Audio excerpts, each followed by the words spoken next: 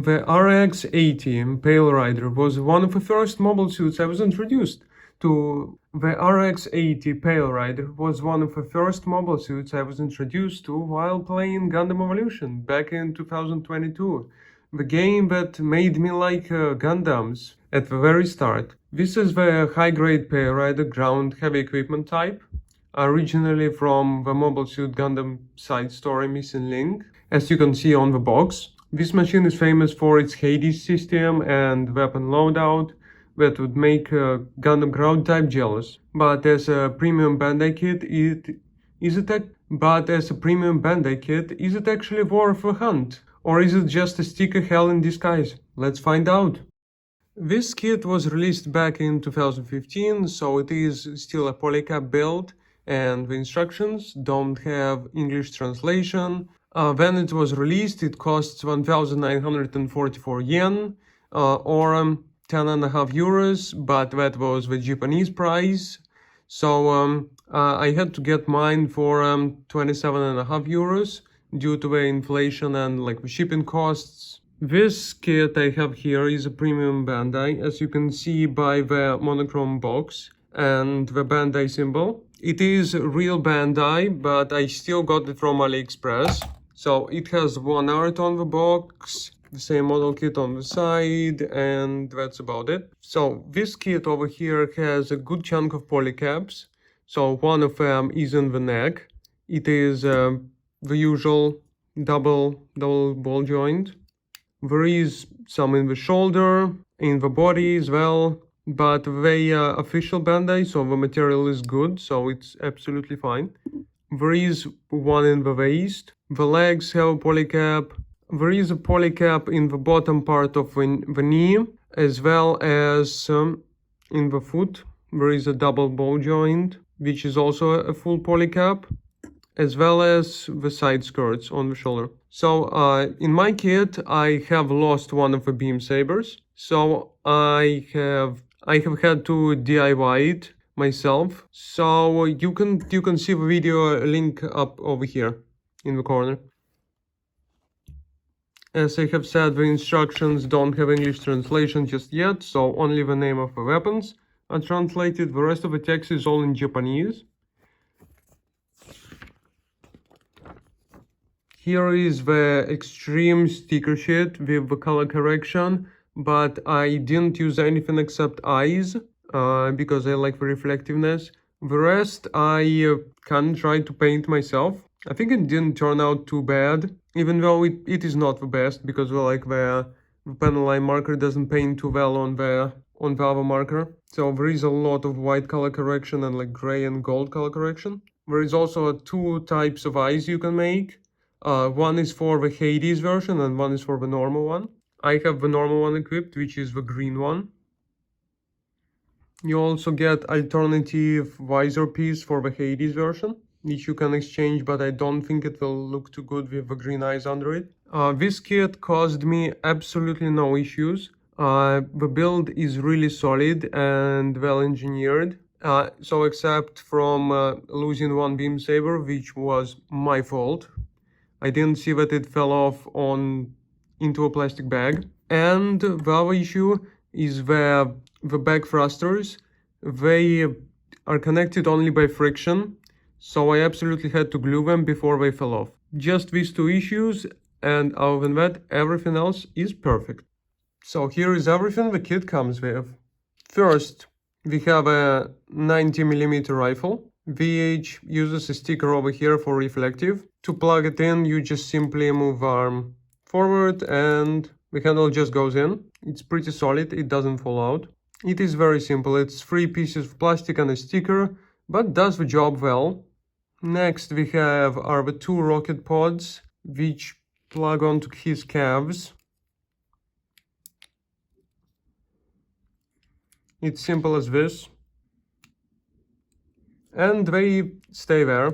They're absolutely sturdy and will not fall off at all. Next thing we have is his shield. It can extend a little with the spike. It is not color accurate, so this part is supposed to be the same color as the suit, blue, but I didn't have the marker. So all I did was paint the white parts and some gray. It can plug into his arm, like this, or on the other side the same peg as well. Next we have his 180mm rifle. It can unfold and you just extend it like this. And there we go, here is your sniper rifle. And it has a handle which also folds out, and you can make him hold it, but you will have to disassemble the hand, just the normal way. As well, it also plugs onto his backpack, onto this peg. So this is how you are meant to like hold it. I will not plug it into the arm because I would need a bit of work. So anyways, if you need to store it, you just open it up, put it over here, and there is a specific hole that this part just goes into, and there it's storable on his backpack.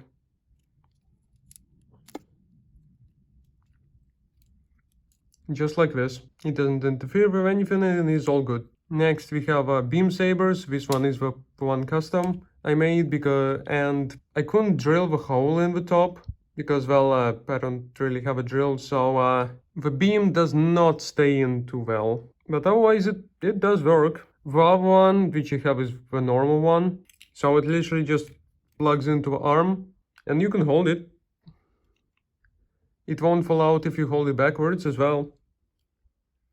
You have to move it a bit to release. So that's all good. And when you're not using them, you just pop the handle off. And on the side skirts there is little holster. And it just plugs in. Simple as that. And my custom one fits as well. There we go. So let's get into a posability. Let's start with the head. It can do the 360 degrees, of course. It can look up that far and down this far. Can do a little bit of giggity, but not much. Then we have the shoulder. It can move out this far, and then it can move back this far and forward a little bit. It's on a ball joint, so it can absolutely go ham, but might get loose over time because it's a polycap. So of course 360-degree rotation.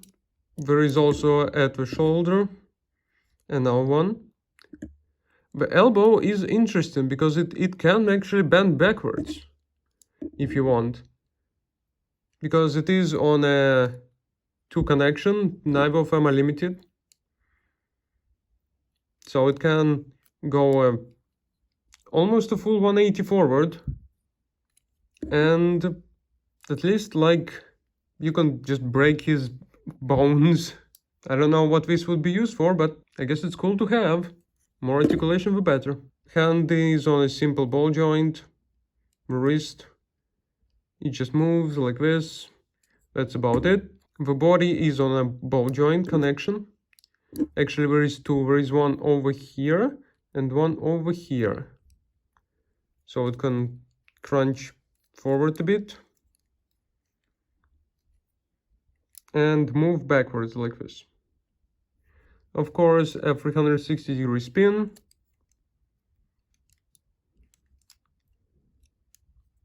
A little bit limited by the weapon, so you have to bend him forward to move.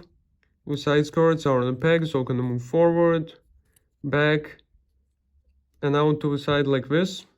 Front skirts are on a ball joint. I have cut them to separate them, so they are each individual. The butt flap is unmovable and is paralyzed. The arm on the backpack with the rifle can move out this far and rotate full way around on 2 joints. The legs can move forward a bit and back a bit. There is 3mm hole to plug the stand in at the bottom. The leg can go up this far and back this far. Not much back, but it's alright. So full rotation at the thigh. There is a double bend at the knee, which is only limited by the jet booster. but it's a really good band. The knee armor doesn't move with it, it just stays here. There is a double ball joint at the ankle, so it can move back this far and forward this far. The shin guard can move up and down because it's on a separate thing. It can move to a side this much and to this much. Can we get it to dab?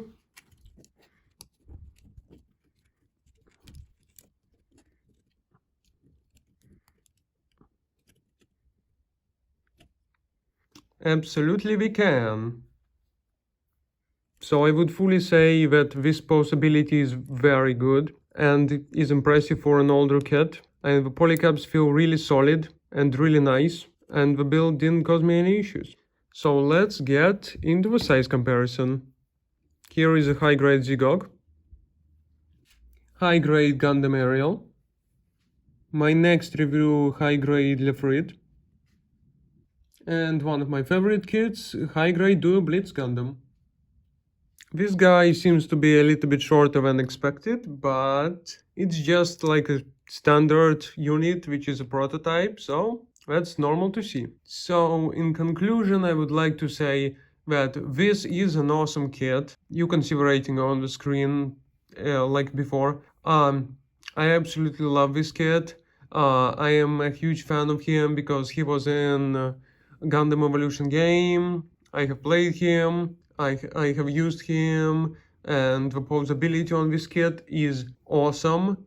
If you are not scared of a bit of paint and some scary stickers maybe, or like polycaps getting loose over time, I would absolutely recommend this kit. It might be a bit pricey because it's a premium Bandai, but I think it's very much worth it, and it's basically just a perfect little guy. I don't know about his space type, but the ground type is absolutely good. The accessories, you might want to get some more, I guess, but that's about it for this video. I will recommend this kit and hope to see you in the next video.